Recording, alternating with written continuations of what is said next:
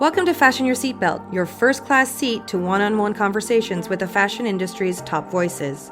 I'm Jessica Michaud, and I created this podcast to share the joy I have in getting to know all the amazing people who bring this creative, inventive, and extraordinary business to life. You'll get to hear the cadence of their voices, the sound of their laughter, and feel firsthand how passionate they are about what they do. Also, I just want to remind you to leave a review. Stars are really trending right now, and it helps other very stylish listeners like yourself find the show. Now buckle up, and let's get started.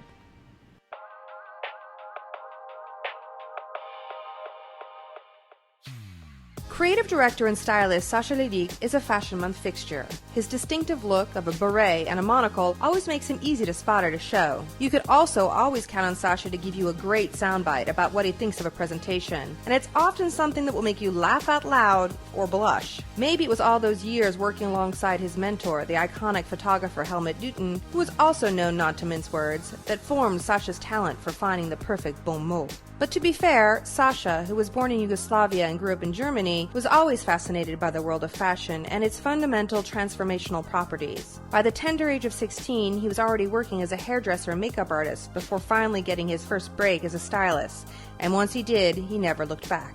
Sascha became the fashion and creative director of the influential 90s-era Spoon magazine before moving on to become the editor-in-chief of Above magazine, which he launched in 2004 and sold for a pretty penny right at the height of excess before the global recession of 2008.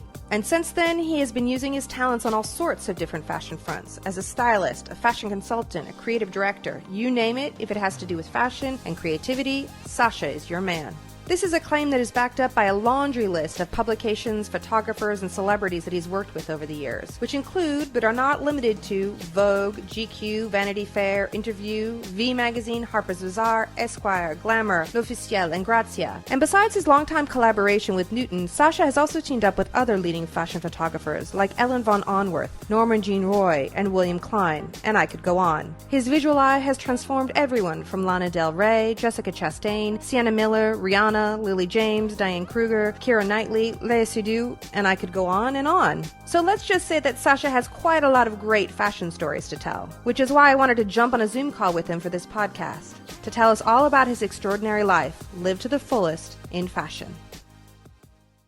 Sascha, I mean, we have known each other for years, and yet we have never actually had a sit down, hang out. We always see each other at the shows. We're running from one thing to the other. So I'm so excited to finally do a podcast with you. So thank you so much. Well, thank you for having me. All right. So I want to kind of hear your whole origin story. So I want to know, can you take me back to the beginning? Because I know when I was growing up, I never knew about this. I mean, I knew about fashion journalism, but, you know, being a stylist or being a fashion director, those things were like concepts that were not put forward into the world. How did you first discover fashion and that field? I think it started out when I was a child because I emigrated to the West when I was about 7 or 8 years old. I hadn't seen a fashion magazine before that because I was born in Yugoslavia a long time ago. So, you know, it was still a dictatorship under a politician called Tito. And I was smuggled out of the country back in the day because my parents were made to leave the country before, because usually when somebody wasn't very liked by the system, they were sort of eliminated from the country. And that's what happened to my parents. My brother and I were raised by my grandmother. And only at the age of 7, we were smuggled out of the country via Hungary into Austria. And then in Austria, we met these two people that were our parents that then took us to Germany. Oh my God. So how long were you separated from your parents when you were young? Until I was 7. So from what age before you were walking till 7? Well, basically, I think my parents had to leave when I was they basically were deported more or less when I was 2 or 3 years old. Oh my God. That has got to be a huge impact on your psyche as you're growing up to discover your parents at the age of 7. You have to be nuts to end up in fashion. You have to be a little bit nuts. That's true. So you ended up landing where when you met with your parents? You landed in what country? I landed in Germany, basically. We were smuggled over the border up to Austria via Hungary, and then we drove to Germany where we then ended up, or where they lived and where we settled down. And so at 7, you saw fashion magazines. You said, that's what I want to do. I mean, what was the progression? Well, I was introduced to, schooling in Germany is very, very far advanced. So we were raised straight away. I mean, you know, I got there, I didn't speak the language to begin with. You know, I only spoke Russian and Serbo-Croatian. I didn't speak any German, I didn't speak any English or anything. And when I was put into school there, in primary school, I didn't know they would start bilingual already. So I already started learning English and German at the same time. And then at the age of 10, they added French. And so, you know, by the age of 12, I spoke 5 languages. Oh my God. I'm going to tell my kids to stop complaining about having to just learn one extra language. Yeah, and that's when you are introduced more or less to the fine arts. And we started out, you know, learning through classical music, through classical painting, but it was a very, very advanced school. So I also learned about Dadaism, Surrealism, and then, you know, things like Dali popped up, Picasso popped up, and all of that. And then all of a sudden came the fashion things in there as well, you know, collaborations between Cocteau and Chanel, Schiaparelli and Dali, you know, all of that. And like, who is Schiaparelli? Who is, you know, and funny enough, that's how I was, you know, first sort of heard the first glimpse of fashion. Of course, discovering television and seeing all these Hollywood movies and all of that. And then I was like, I'm liking this. I'm loving all the, you know, Esther Williams, blah, blah, blah situationism. Then at one point, you just sort of decide, okay, by the age of 14, 15, I was like, I want to be a fashion designer. Wow. But, you know, we're talking the late 70s, early 80s. Fashion schools were very rare and extremely expensive. And you're an immigrant child of parents who work in factories, you know, in the daytime and do cleaning jobs at night. Mm-hmm. So you have to find a way out of there, and you want to be in fashion regardless. So I trained as a hairdresser at the age of 15. Okay, so hairdresser to kind of get you on your path, because yeah, you didn't have any context within the fashion world. It isn't like today where you can DM a director at a fashion school or whatever. There was a real challenge. You really had to want it. But so you trained to be a hairstylist, and then so what was your big break, let's say, where you moved from that aspect into more the field that you wanted, which was styling first, fashion direction?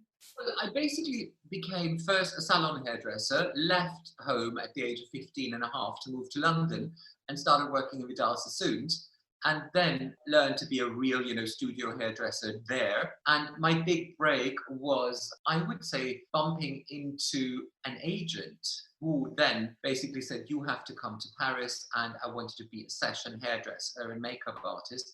I bumped into an agent, her name was Carole. The agency was called Carole. We're talking, you know, late 80s, early 90s. And you started working with people like Thierry Mugler and Jean-Paul Gaultier and all of that. And at the same time, it didn't make very much money back then, you know.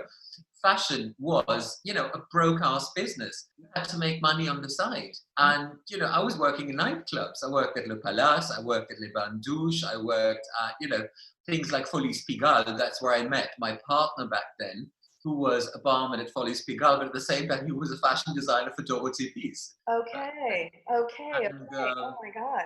David Guetta was the DJ at the Folies Pigalle back then. And Frank, who owns La Belle Époque, was the chef de rang. He was looking after the table. So, you know, it was one gang. And David Guetta's wife was looking after the Bain Douche waiting section downstairs. So it all intertwined. Mm-hmm, mm-hmm. And so so you met all of these great people, you moved to Paris, you're building your band of fashion brothers and sisters. How did you, well, first of all, did you always have this look with the monocle and the beret, or was this had this come later in life? No, this is the classic look, you know, sort of.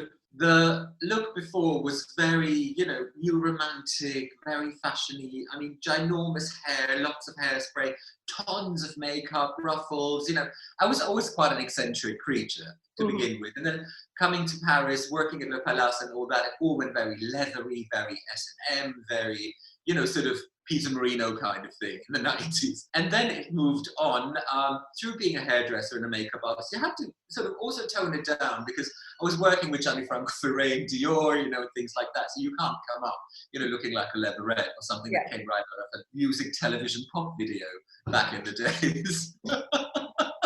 And then one day, my agent, this woman, Carole, she got me a job where I had to go to Strasbourg because this German company, Mercedes, did a joint venture with these Swiss watchmakers, Swatch. And we had to go all the way to Strasbourg. And she's like, you're taking the train to Strasbourg. There's going to be some Gertrude who's going to pick you up. She's going to introduce you to Waltraud, and Waltraud's going to take you to Hans, and Hans is going to introduce the photographer Helmut and the model Yvonne, and blah, blah. I'm like, okay, great, no problem. Went there with my hair and makeup kit. Yeah, there was Gertrude, there was Waltraud, there was Hans, there was the model Yvonne, who was insane, because she was this like 6'2" blonde, physical, divine creature with green eyes. And they're like, okay, that's your model. So I just started preparing her. Then the photographer came in, this older man, and he's like, so what you gonna do? And I'm like, well, I'm just gonna, just leave her hair like it is. And I'm just gonna do a little bit to her eyebrows. And I don't want any mascara because her eyes are so green and blah, blah. He's like, that is a very good idea. So, I like what you're thinking, and just do her toenails and her fingernails really red, and I'll be a happy man. I'm like, okay, great. And then I look at the man, I'm like, hey, we know each other, don't we? And the man says to me, no, I've never seen you before in my life. And I'm like, of course, I'm sure we met before. You look really familiar. I'm like, I'm Sascha Lilic. And he's like, yeah, and I'm Helmut Newton. And I'm just like, okay. I mean, I nearly broke my waters at that point, but, I'm like, okay, wow, I'm working with bloody Helmut Newton. And we got along really well on that day, on that shoot. And then Helmut is like, I want to work with you from now on and forever kind of thing. And so I ended up working with Helmut. I spent my entire time between Paris and Monte Carlo, flying back and forth. And Helmut hated fashion editors. Really? Yeah. Why? He liked journalists, he liked editors, but he hated fashion people. Really? Wow. Yeah, why do you because it was all about the clothes to them. And he liked somebody who was about the picture and who would listen to him and who would accept his concept and all of that. And so he was, at one point, I remember he was on the telephone with American Vanity Fair, and I was in his house in Monaco, and they wanted to do a shoot with Charlotte Rampling. And I don't know what happened, but it kicked off on that phone that I left the office, closed the door. I was outside with his wife. You could still hear him scream. Wow. And then at one point he opens the door and he's like, Sascha, you can do up a zipper of a dress. I'm like, of course I can, And he's like, good. So just send us a box with the clothes. We do it ourselves. So that's how I became a stylist. Helmut Newton falling out with some American Vanity Fair and telling me that I'll be dressing Charlotte Rampling for a shoot for American Vanity Fair. Oh my God. That was my first styling job. The best origin story of all time, I think. That is amazing. That's amazing. So tell me then so you started styling with him. You were kind of his go-to guy for styling and for hair and makeup, I guess. And then how did that pivot into, I think you started working at, you were the fashion director and creative director of Spoon? So Absolutely, in the 90s. How did that all come about? Well, that came about, weirdly enough, because the lady that ran Spoon magazine, she was American. And so she looked at American Vanity Fair a lot. She looked a lot at American Vogue, French Vogue, blah. And my work was all over that stuff. And Italian Vogue, of course, tons, because I did Italian Vogue with Helmut Newton every 4 weeks. So it was just, piling up and up and up. And I think the lady was using that as a reference. And also the photographers that worked for Spoon magazine, especially Steve Hyatt back in the day, who was very closely associated with the editors-in-chief of Spoon. He was part of that because he was the art director of Spoon magazine. He started it out with these 2 young kids, Karine and, I forgot his name, but they were lovely, lovely guys. They were from a Caribbean island, Madagascar or something. And they launched this gorgeous square magazine. And then at one point they asked me if I would do something with Steve for it. So I did the very first issue of Spoon magazine with Steve Hyatt, doing the cover story, with these 2 guys styling it, and me doing hair and makeup and directing it around with them. Then at one point, I think the owner must have fallen out with them, the publisher, and these 2 disappeared. And she's like, Sascha, why don't you take over the magazine? And I'm like, sure, never done this before. Let's do this. So I started doing that while I was still a hair and makeup artist and still freelancing on Vanity Fair, on Vogue International, and this and that. So I was just doing, back in the day, it didn't matter in the 90s. Yeah. It was just something you did. It was more of an art and less of a commerce. That came later. So, what would you say, as you're doing all of these different things, what would you say that that experience, because you said you'd never had any kind of training or anything about that, and here you are thrown into the deep end to a certain extent, but I mean, you did have a skill set. What did that time teach you? What did you learn in that experience? Because again, it was kind of slightly outside of your wheelhouse, being the fashion director and the creative director of the magazine. What it taught me most is that everybody who takes themselves so terribly important in fashion these days is just winging it.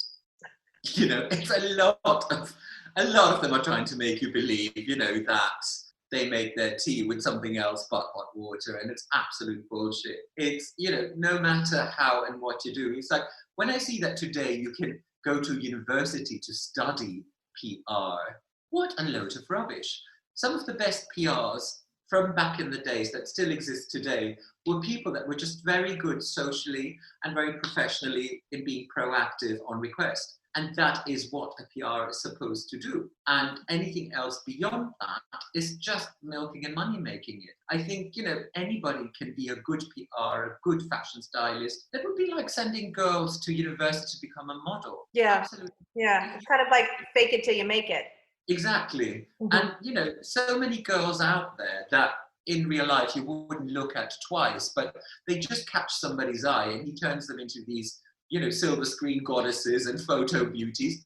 That's it. It's not, there's no rule of thumb and there is no way of learning it. And that's where our industry is going to struggle one day, because we were taken over by a lot of people who want to pragmatize us and who want to put us into this niche of that you could learn what is going on in the industry. The only ones that really learn is the fashion designers that are now called creative directors and whatever glamorous titles you give them. But they learn how to make a dress. They learn how to pattern cut. They learn about fabrics. They learn how to sew on a button, how to put it in a zipper, how to pleat a skirt.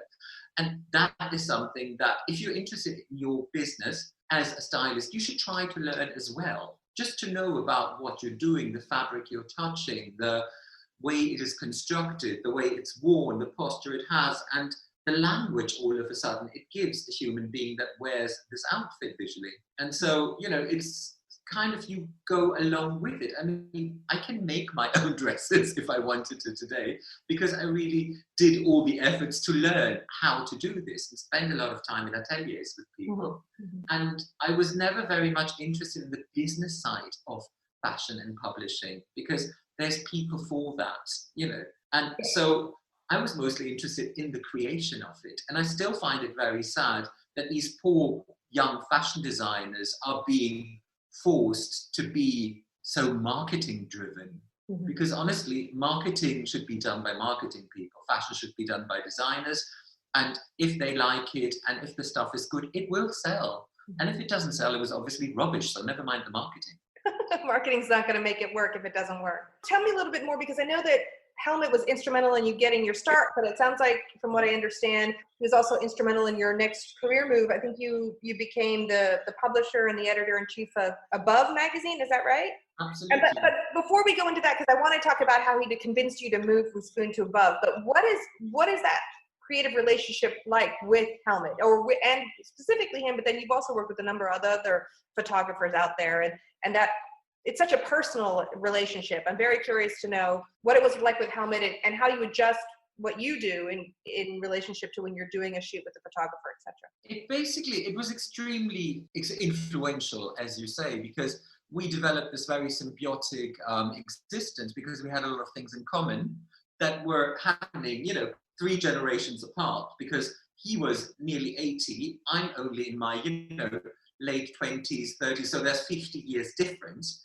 But he emigrated his country, I emigrated my country. He had to take on, a new life, new identity, new space. Same for me, new life, new identity, new space. Enter the creative industries, again, 50 years apart.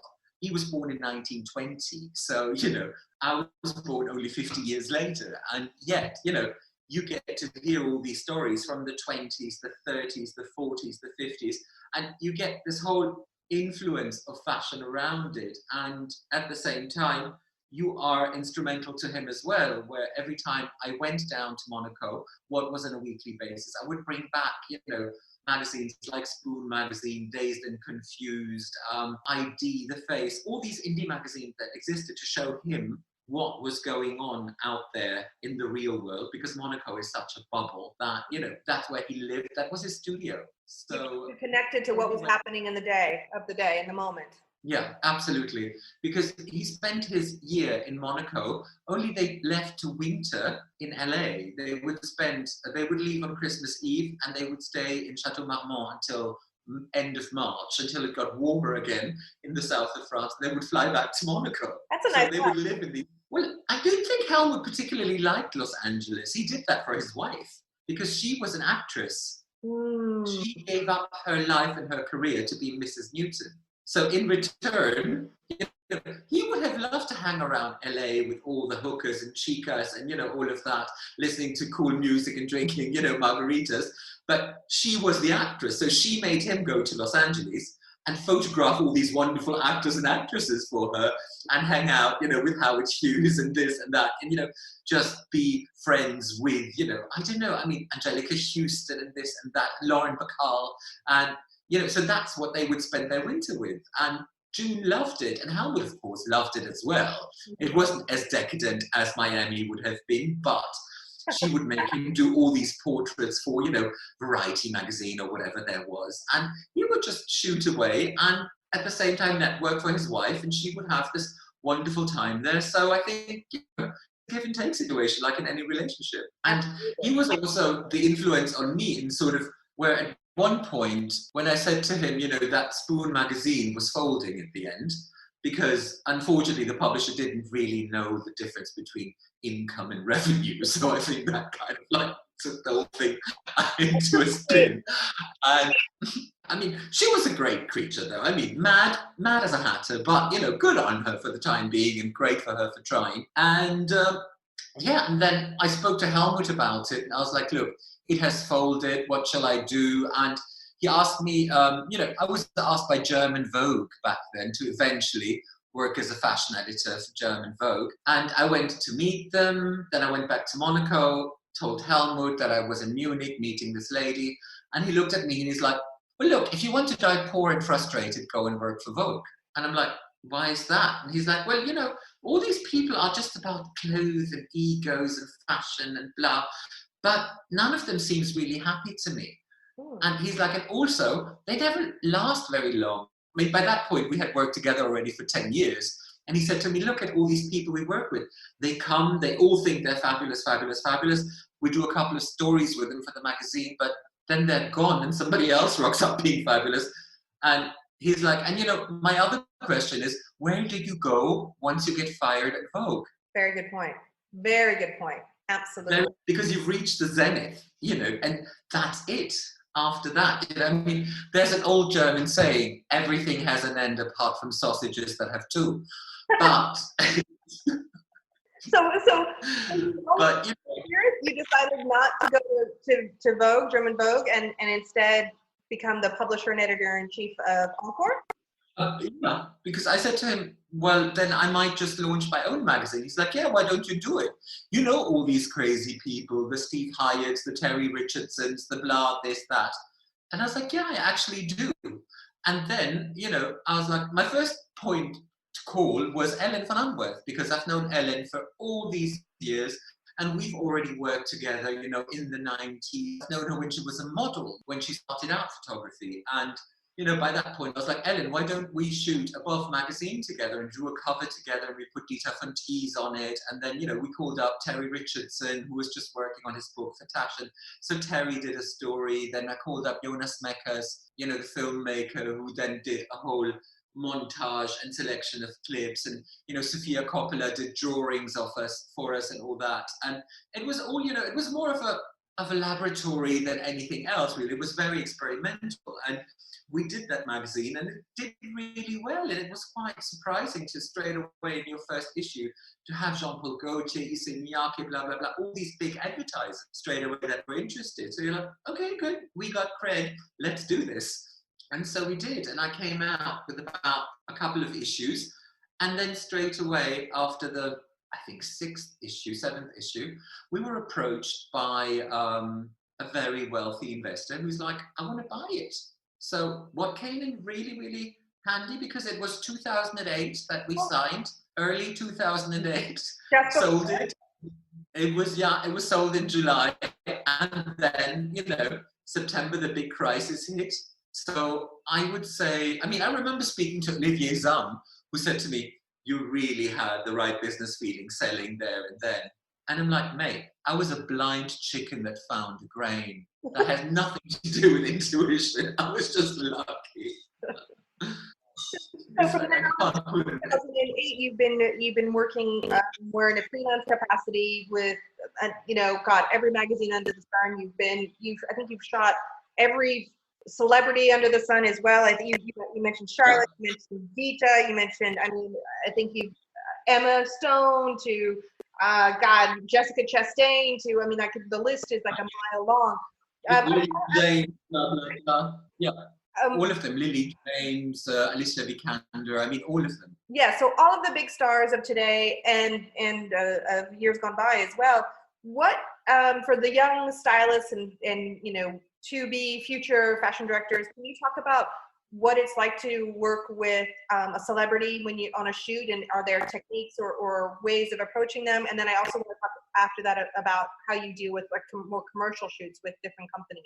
But first, how do you approach working with stars? Try to avoid the publicist as much as you can, I would say, because the stars themselves, they're human beings like you and me. They're lovely people. They are creatives like you and me, sometimes even more creative than you and me, because some of these kids come up with shit that I'm like, wow, to even think of that and come out with it and hit the big time the way you did, bravo. It's just insane. And the creative mind you're facing is different to the machine that surrounds them, because sometimes they rock up with this whole entourage of people and you really have to pull your way through there. So try to be as human and as connecting as you can with the celebrity, but without overstepping the boundaries. You are there, you work with them.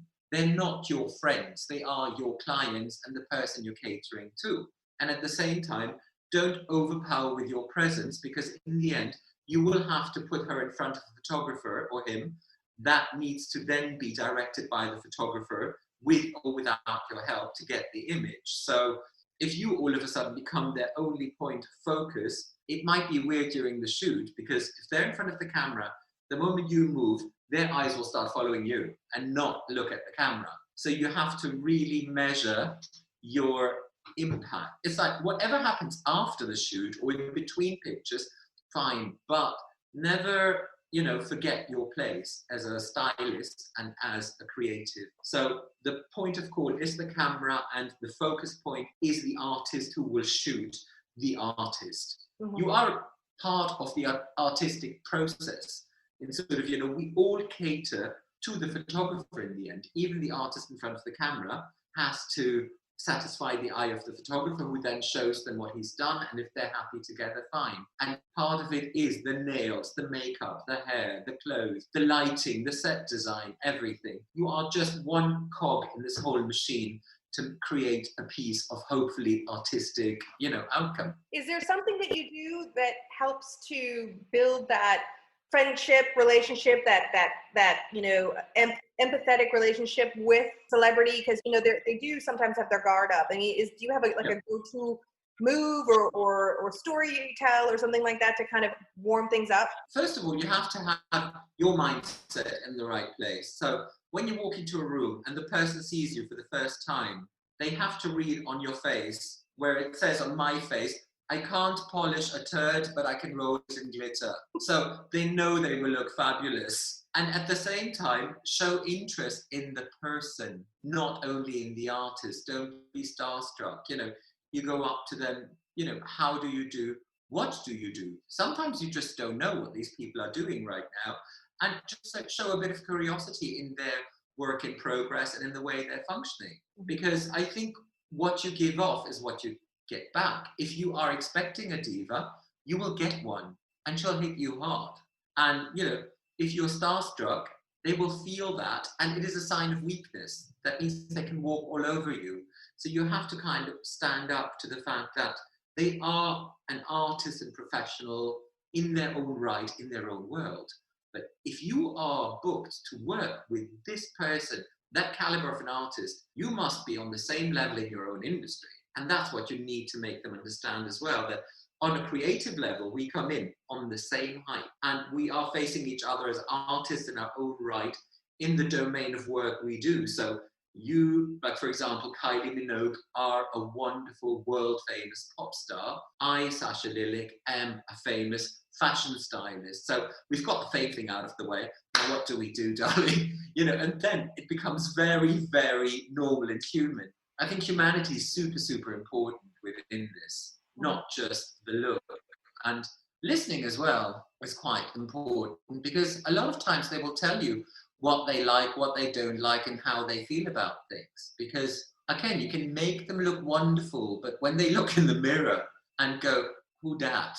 Mm-hmm. And you're like, okay, I fucked this one up, let's change. So, you have to be able to assume. Tell me about maybe one of your favorite memories of a shoot that you've done. Do you have one that kind of comes to mind that you're just like, that was a highlight? I have a couple of them, a couple of highlights. I mean, one of my highlights recently was probably working with Glenn Close when I did, when she was playing Norma Desmond in Sunset Boulevard on Broadway last year. And we did the billboards and the shoots for the New York Times and all that. And, you're like, I don't get starstruck easily, but knowing that Glenn Close is coming did get me a bit nervous. And she was just one of the most gorgeous and beautiful and human beings you've ever met. The fact that she's tiny, but such a presence. And what was amazing as well is her wisdom and her knowledge of the industry is shockingly good.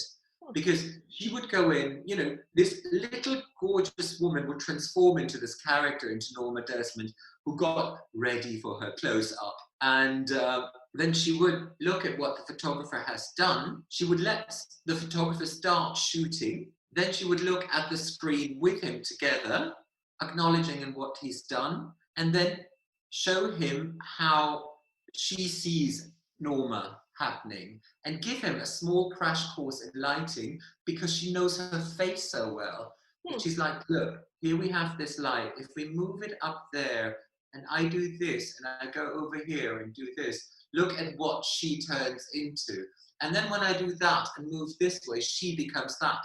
And I'm just like standing there thinking, okay, I'm just going to kneel down in a minute and start praying to you, because having somebody who is so aware of camera angles and lighting is so rare amongst artists, because a lot of them are on, iPhone level now because of Instagram. So that makes images for them, that's it. But when you have somebody who actually knows camera angles and professional lighting and so on, that is where super professional old school kicks in. And you just sort of think, these people don't care about looking beautiful in the image. That's not the point. She doesn't want a beauty shot. She wants him to show Norma in a way that she thinks Norma looks. So she doesn't even look at herself as Glenn. She was Norma, and she's like, look what she does when she does this with that light. She's talking about a person. That's amazing. That is so pro. Wow. Okay, so let's pivot to the commercial side of things, because that's another thing I think people who want to get into the business want to know, like, how do you... Everybody wants money, of course.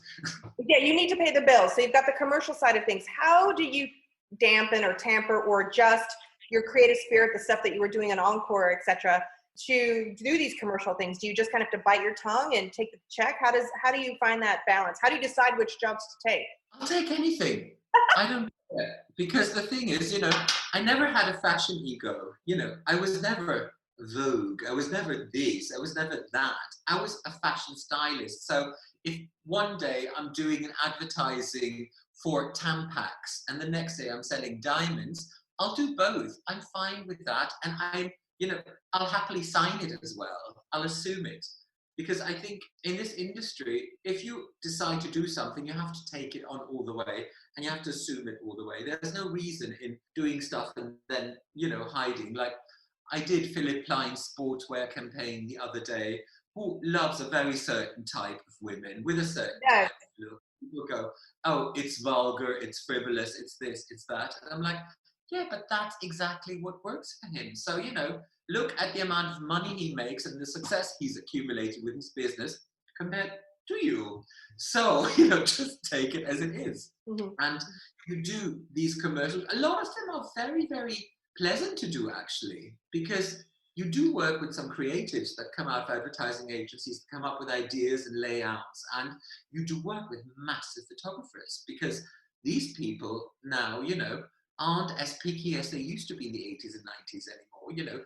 You will have a 5-star photographer photograph a yogurt, a cheap face cream, a tissue or whatever, or a car, because that, as you said, pays the rent. And, in the end, when the check arrives, it doesn't stink. But when you do the job and you say to these people, I will do it, then you do it right, or you don't do it at all. Do not think, just because you're allowed to play with a bit of Christian Dior, a bit of Louis Vuitton, whatever, that you now are above, I don't know, baby food or instant coffee. Because that is the same people, or even more money than, a fashion company will make. And if they keep coming back, you will make so much more money in the long run with it. And I think we're past the point of elitism now, because the definition of luxury has lost its value. We had the supermodels back in the day that would only do the campaigns for the super brands. But if we can have, some model modeling Christian Dior one day and then being in a Zara advertising 2 hours later, where is the elitism in that? Very true. Another piece of advice I want to ask from you is, I know you've also done a lot of television. You've been on America's Next Top Model, the German I've done the German version, yeah. I've done Project Runway with Claudia Schiffer, the German version. I've done, but also, like media like for CNN, I've done fashion commenting and all that. So what is there? Are there any tips and tricks for being on television and being it, because you do have a persona? How do you manipulate or work with the camera? Let's say when you're in front of the camera as opposed to being behind it. Take it for what it is. I mean, just talk to it the way I'm talking to you right now, or the way you talk to yourself in the mirror, and behave the way you dance when nobody's watching in your bedroom. So I think it is. If you decide to work in this industry, and I mean, we've seen all of the bloggers and influencers and Insta creatures and even the street stylists, the dress-ups, as I call them, that come to the fashion shows. If you decide to push a look, sell that look. Because most of the time when you see them pushing that look, they're not their clothes, they're borrowed from a PR.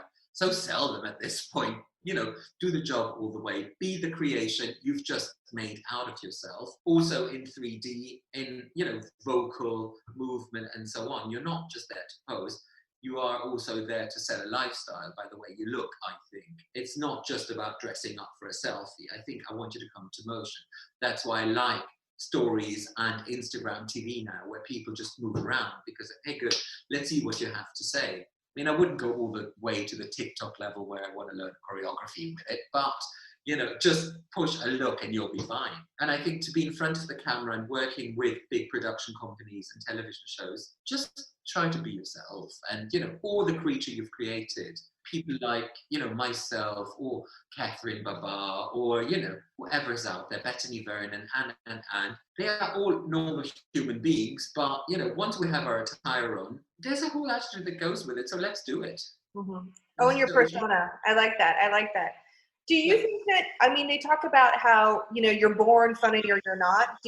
What do you think as far as being a fashion director or stylist, what kind of character, what kind of person is the best fit for that kind of field? Ooh, that's a good question. What kind of person? Yeah, what kind of person do you think makes a good stylist or fashion director? Do you have to have certain characteristics to do that? You have to be slightly autistic. That means you really have to believe what goes on inside your head, your creation, your concept, your thing, and pull it through. Whatever outside influence comes in, trying to change it, do not let them get in. It's sort of, do not let them get that far. I mean, I wouldn't say autism, but slightly Asperger's. You have to not let them break your ideas. So you have to find your way and really, really pull it through all the way. And take into account that not everybody or everything is going to like it or you for it. But don't forget, you're not in this industry to make friends. You're in this industry to do a good job, to create something and eventually pay your bills with it. Mm-hmm. And everything else is a positive and negative side effect. I have a lot of admirations for my colleagues out there that are as well. You know, I always say, if it's not all the way nice, at least make it nicely all the way. Because, you know, you can look at the work of people like Lotte Volkova or Patty Wilson or, you know, any of us, and you just think, wow. And, you know, when I look at what Lotte does, and I've worked with Lotte when she started out in the industry, I do not know how her head functions. And I love the stuff she does. I don't get it all the time, I have to admit as well, but I love that even more. I don't understand and it works. I'm like, yes, it's her thing and I can't get my head around it, but I love everything she does. And the same thing with Patty. Patty Wilson to me is a sort of inspiration at times. So I'm just looking at things thinking, man, you know how to push this shit further. And, you know, it's all of those things. And also looking back in time, even I know people like Jenny Capitan, who used to be the editor of French Vogue many moons ago. When I look at her old series, I'm just like, wow, beautiful. I mean, that thought process. And she's still a friend of mine today, Jenny. So, you know, I look at these things and I see the inspiration she can provide me with and the intelligence and the knowledge. And again, the new kids, the old kids, the individuals are so important. So I think if you want to do this business, try to be yourself as much as you can and don't let, you know, people tell you to change stuff unless they pay you for it. Then do it. Then change, of course. But, you know, let me pivot off of that with this question then. I always like to ask the question to anybody I interview, like, talk to me about a moment in your career where you made a misstep or what, quote unquote, a mistake, and how you learned from that moment and how you pivoted or adjusted how you proceeded after that. Oh God, I'm still learning there. I mean, it's like, that's a work in progress, the learning thing.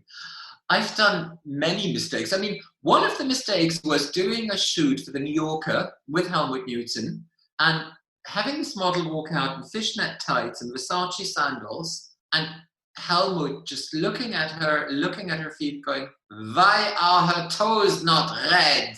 And I'm like, what? He's like, a woman's pedicure is the most important thing, you know. What's the point if she's all glorious on top when her feet look like Brussels sprouts? And I'm like, okay, let me just paint them. And he's like, oh, that's gonna take forever. And I'm like, no, because I have, and it was Revlon that made a 60-second top speed nail polish back in the day. And I used that nail polish on her and they were dry in 60 seconds. And it was a mistake because, you know, it was what solved it in the end, but of not doing those toes. I mean, I've never ever on a shoot not looked at a model's feet, ever. Even if it was just a beauty shot, the moment she walks in, I want to see the hand and the feet. And if they're not looked after, it's the first thing that gets done. Even if we're just cropping here, I'm like, it's a traumatism of childhood. So I'm like, I want it to be perfect. Never mind the waxing, whatever, feet and hands first. I think that, you know, from a woman's perspective, I think you do feel that it is transformative when your nails are done and your feet are done. It does kind of put you in the mood right away. You feel pampered and it moves you along in the process in a nice way. Okay, so Sascha, I want to ask you my 5 generic fashion questions now. I'm super excited to hear what you have to say. So first of all, I imagine you've accrued amazing amounts of fashion and clothing over your career. What is your most prized possession? I have a vintage Comme des Garçons coat that I've had for 22 years and I'm still wearing, and I'm obsessed with it. You need to talk with Michelle at it because her exhibition in Frankfurt looks amazing. As soon as we get out of this, we have to go and see her exhibition with all of her Comme des Garçons. All right, so my next question is, what piece do you think a woman or a man should really spend money on? Not everybody has a lot of money. If there was one item of clothing that they should really spend a lot more money on, what would that be? Ooh, that's a good question. I mean, to me, is always the right pair of jeans on a man and a woman. You know, the one that makes you look good from behind too. And that's something you should really put money into. Because it is, you know, an item that you will wear often, a lot, and it's something that attracts people's eyes very easy. If you wear a formal pair of trousers, you know, people will look at it and then look away again because there's not everybody owns formal trousers, but that right pair of jeans, if that fits perfectly and it makes you, you know, your belly look flat and your bum look nice and pert, that's what needs to put money in there. You know, don't just run to any high street chain to buy a cheap pair of jeans because they're only a couple of euros. You know, put your back into it for that one. Who is your favorite designer, living or dead? Madeleine Vionnet, a woman that was able to take a piece of cloth, cut into it, put 3 stitches in 3 different places, and it was a dress that hung perfectly. And I think that admiration for, you know, the master cutter and the sense of proportion still to this day leaves me quite flabbergasted. Yeah, the exhibition that was done at the Musée de Bordeaux of her pieces was just one of the most extraordinary exhibitions I've ever seen. Her work is stunning. I can understand why you're drawn to her. Yeah. Now, let's talk about something you might not be drawn to. What is one fashion trend you will never follow? Streetwear, tracksuit streetwear. Ugh, this whole plastic Nike, Adidas lifestyle is really nothing, you know, for me. Doesn't work on me. Okay, last question is, what do you love most about fashion? I love that it is a beautiful form of escapism, and that is the most useless thing that everybody actually likes and wants. This sort of, you know, fashion or luxury in itself, you know, is not a necessity, but it starts there where necessity ends. Mm-hmm. And that's what I love about it. It's a dreamscape. It's something you could escape into up to this day because it combines, you know, the art of dreaming, the arts and crafts. And, you know, it's just a wonderful way of escapism and dress up. Sascha, this has been so much fun. I want to do, I'm going to invite you out for drinks as soon as possible to thank you for taking the time. It has been such a pleasure to finally get to talk to you. It's really wonderful. Thank you. No, thank you. And I can't wait until we're allowed to take the Eurostar again and see each other in Paris over a nice glass of wine. My treat, my treat. Thanks so much, sweetheart. Thank you, Jessica. Have a lovely, lovely afternoon. Take care. Don't want to miss an episode of Fashion Your Seatbelt? No problem. Just go to iTunes or wherever you download your podcasts and click on the subscribe button. Then every new episode will drop into your feed automatically. No fuss, no muss. Believe me, I know. I'm Jessica Michaud.